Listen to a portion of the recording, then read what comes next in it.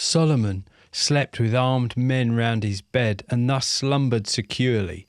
But Solomon's father slept one night on bare ground, not in a palace, with no moat around his castle wall, but he slept quiet and safely as his son.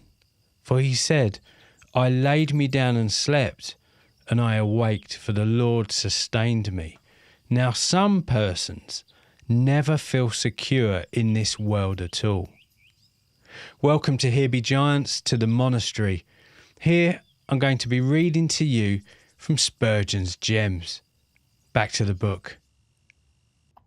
Now some persons never feel secure in this world at all, and I query whether one half of my hearers feel themselves so.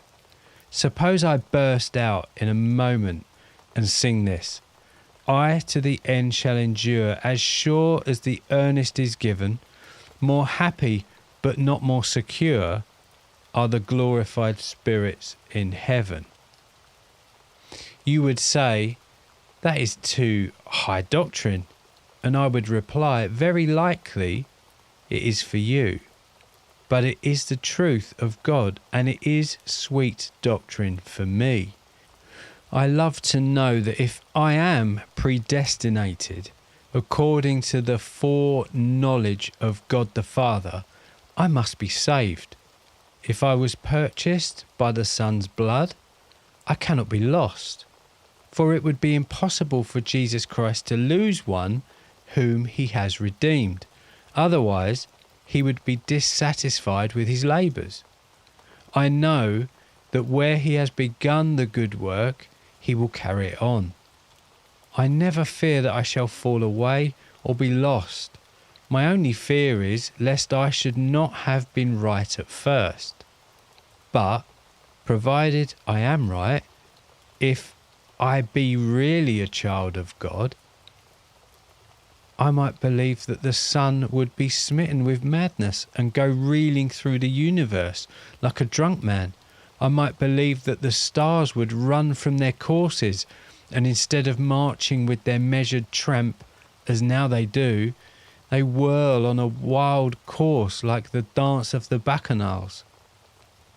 I could even conceive that this great universe might all subside in God, even as a moment's foam subsides into the wave that bears it. But neither reason, heresy, logic, eloquence, nor a conclave of divines shall make me pay a moment's attention to the vile suggestion that a child of God may ever perish. Hence I tread this earth with confidence.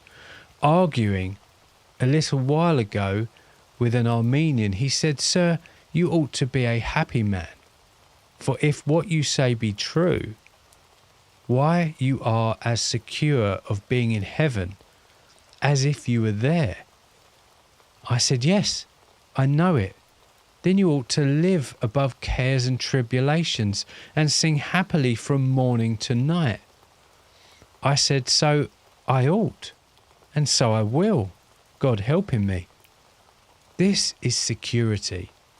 It is thus God giveth his beloved sleep. To know that if I die, I shall enter heaven. To be as sure as I am of my own existence, that God, having loved me with an everlasting love, and he being made immutable, will never hate me if he has once loved me. To know that I must enter the kingdom of glory, is not this enough to make all burdens light, and give me the hinds feet wherewith I may stand upon my high places? Happy state of security. So he giveth his beloved sleep. That was Spurgeon's Gems, and this is Here Be Giants.